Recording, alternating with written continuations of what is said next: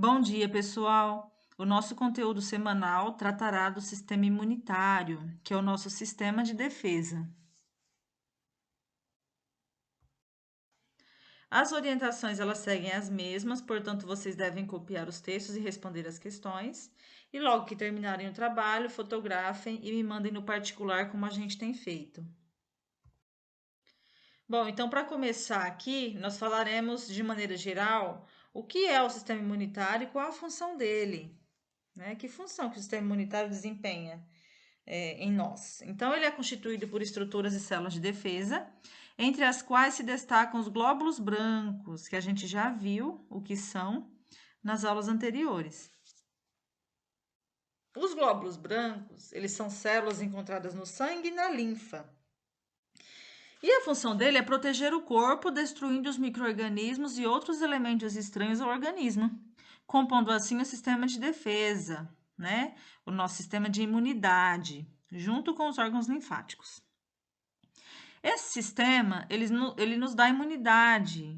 E a imunidade nada mais é do que o conjunto de mecanismos de defesa do organismo contra agentes causadores de doenças e materiais tóxicos.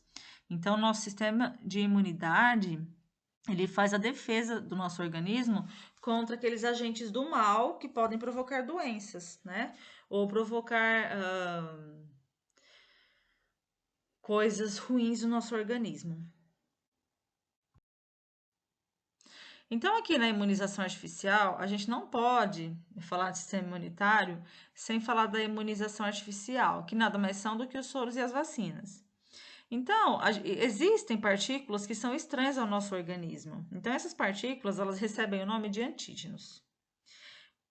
Para que a gente tenha proteção, para que a nossa proteção contra eles fique aumentada, seja maior, são desenvolvidos os soros e as vacinas. Então, existe uma diferença muito básica e muito fácil de se entender sobre soro e vacina. Então, enquanto o soro ele é usado como uma forma de cura, né, a vacina ela é usada como uma forma de proteção. Então, a primeira diferença entre os dois, o soro ele é usado para cura e a vacina para a prevenção, para a proteção.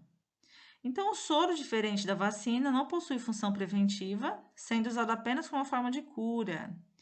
Os soros utilizados são utilizados para tratar intoxicações provocadas por toxinas de agentes infecciosos ou pela peçonha de alguns animais, como nos casos de picadas de animais peçonhentos, de serpentes, por exemplo. Já as vacinas são usadas como uma forma de proteção e prevenção, que estimula o nosso organismo a produzir anticorpos contra determinada doença. Então, em razão dessa característica, a gente diz que a vacina é uma forma de imunização ativa.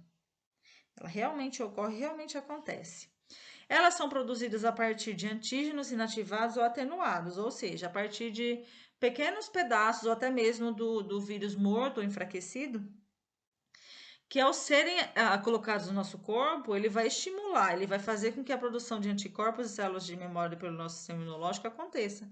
Então, quando há esse primeiro contato dessa dose de vacina no nosso organismo, automaticamente a gente já cria, sim, vários anticorpos e células de memória que vão servir como base para nossa defesa.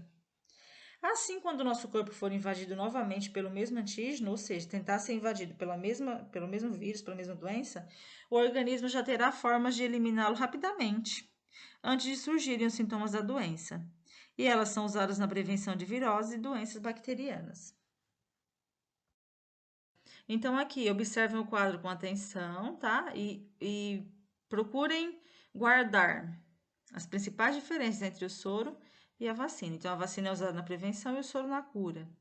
A vacina ela é imunização ativa e o soro é imunização passiva. A vacina contém o antígeno inativado e o soro contém anticorpos produzidos em outro organismo.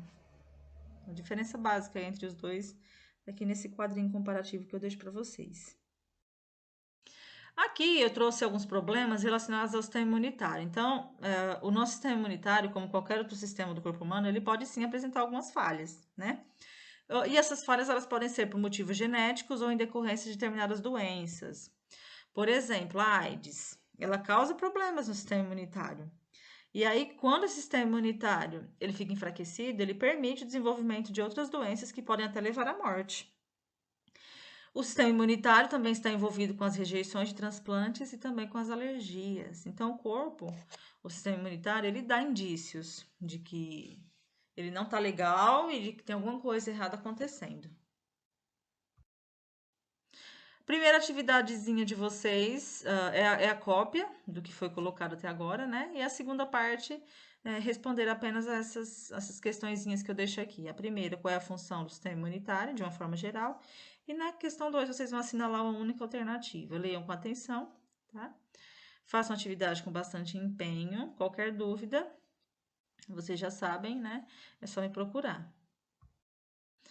Bom trabalho e até a próxima aula. Eu espero que vocês tenham entendido e que não tenham dúvida. Mas caso tenham, né, a gente vai fazer como a gente tem feito. Me procurem. Fiquem com Deus e até a próxima aula.